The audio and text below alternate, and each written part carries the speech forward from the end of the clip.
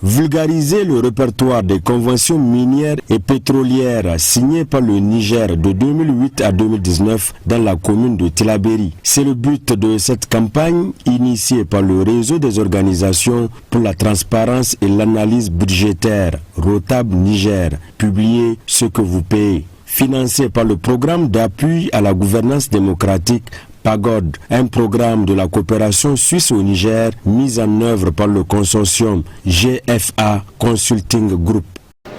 La constitution du 25 novembre 2010 du Niger dit que tous les contrats et les paiements versés à l'État, désagrégés société par société, doivent être publiés.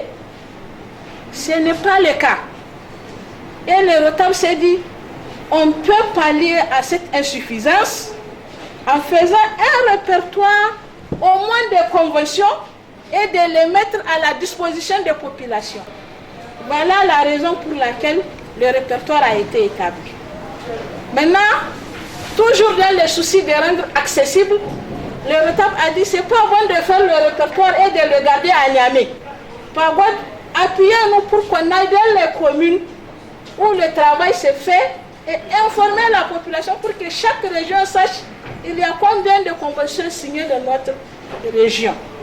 Le Niger devient producteur du pétrole en novembre 2011.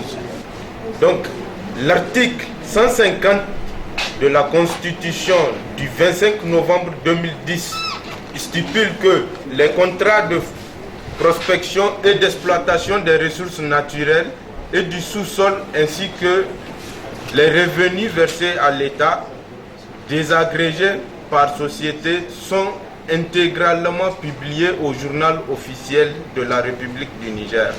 Le Code prévoit à son article 6 l'obligation de tenir un registre public des permis miniers. Le vice-maire de la commune urbaine de Tillabéri et le deuxième vice-président du conseil régional de Tillabéri ont tous salué cette initiative du ROTAB qui permettra de promouvoir la bonne gouvernance. Ça rentre dans le cadre de la redevabilité quand même qui doit y avoir entre les responsables en charge de la gestion des ressources du pays et les citoyens. Le deuxième objectif, c'est un objectif de transparence. La transparence qui doit caractériser la gestion des affaires publiques, la gestion des ressources minières. Selon le directeur régional des mines de Tillabéri, actuellement, il n'y a que 25 permis de recherche en vigueur dans la région de Tillabéri et plus de 150 autorisations d'exploitation minière. Et c'est là-bas que beaucoup de gens s'intéressent actuellement, parce que là-bas c'est l'exploitation. Mais la recherche, il faut venir investir, chercher. Et vous voyez beaucoup de gens, quand ils ne trouvent pas, donc ils vont plier leur bagage et puis ils vont s'en aller. Alors que les autorisations, là, on exploite. Et c'est là-bas que les gens dépensent. Parce que quand on prend les permis de recherche, à ma connaissance, dans la région, il y a une seule société qui essaie de respecter les clauses entre l'État, donc surtout les actions sociétales, c'est-à-dire